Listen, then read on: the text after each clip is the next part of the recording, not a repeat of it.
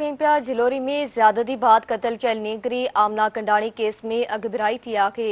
गिरफ्तार जवाबदार पारां ॾोह जो एतराफ़ कयो पियो आहे। जवाबदार ज़ाहिद ख़ासकेली ॾोह जो एतराफ़ कयो पियो आहे, जॾहिं त टिनि जवाबदारनि खां पुछा गाछा जारी आहे। अवां खे ख़बर ॾियूं पिया जिलोरी में ज्यादती बाद कतल कयल नीगरी आमना कंडाणी केस में अगबिराई थी आहे।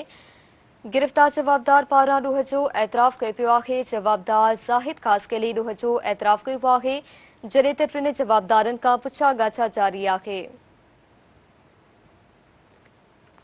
जिलोरी में ज्यादती बाद कतल कयल नीगरी आमना कंडाणी केस में अगबिराई थी आहे। गिरफ्तार जवाबदार पारां ॾोह जो एतराफ़ कयो पियो आहे। जवाबदार ज़ाहिद ख़ासकेली ॾोह जो एतराफ़ कयो पियो आहे, जॾहिं त टिनि जवाबदारनि खां पुछा गाछा जारी आहे।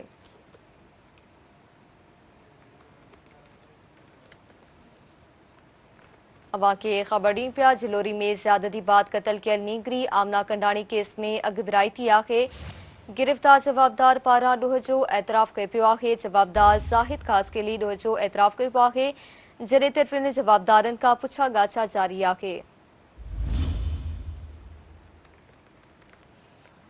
जिलोरी में ज्यादती बाद कतल कयल नीगरी आमना कंडाणी केस में अगबिराई थी आहे। गिरफ्तार जवाबदार पारां ॾोह जो एतराफ़ कयो पियो आहे।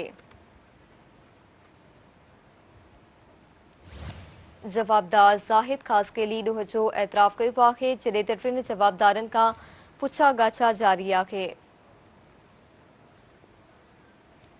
जिलोरी में ज्यादती बाद कतल कयल नीगरी आमना कंडाणी केस में अगबिराई थी आहे। गिरफ्तार जवाबदार पारां ॾोह जो एतराफ़ कयो पियो। जवाबदार ज़ाहिद ख़ासकेली ॾोह जो एतराफ़ कयो पियो आहे।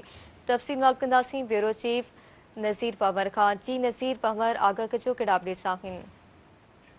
जी बिल्कुल, पंहिंजो मेपो ख़ासि लॻ जिलोरी में कुछ ॾींहं अॻु अगवा करण बाद ज़ना करे कतल कयल मासूम ॿारड़ी आमना कुंडाणी जी कतल केस में अहम पेशरफ़ थी आहे। पुलिस ज़रियनि मूजिबि हिकु जवाबदार ज़ाहिद ख़ासकेली ॾोह जो पिणु एतराफ़ कयो आहे। ज़रियनि मूजिबि हिरासत में वरितल वधीक टिनि जवाबदारनि आकिब ख़ासकेली सैद मूसा शाह ऐं मेहदी शाह खां पुछा गाछा जो सिलसिलो हलंदड़ आहे, जिन वटां पिणु अहम मालूमात मिलण जा इम्कान आहिनि। हिरासत में वरितल जवाबदार इहो पिणु ज़रियनि खां मालूम थियो आहे त एतराफ़ कयो आहे त हिननि मासूम न्याणी खे अगवा करे हिकु सुनसान जाइ ते रखियो, जिते हू जवाबदार साणस ज़ना कयो ऐं खेसि क़तल कयो वियो। ज़रियनि मूजिबि पुलिस अॼु शाम ताईं हिरासत में वरितल जवाबदार खे मीडिया ॾोह पेश करे संदसि गिरफ़्तारी ज़ाहिर कंदी। वाज़ह आहे त ॿारड़ी जे वालिद गुलाम हैदर कंडाणी पंहिंजे हिकु बयान में इहो पिणु चयो त पुलिस हिरासत में वरितल ज़ाहिद ख़ासकेली खेसि ॿुधायो त हिन आमना खे ॾिठो हो जेका रोई रही हुई ऐं चई रही त खेसि हिकु शख़्स मारणु चाहे थो। उन बाद आमना जी का बि ख़बर न पई ऐं वालिद जे अहिड़े बयान बाद पुलिस मथे ॼाणनि जवाबदारनि खे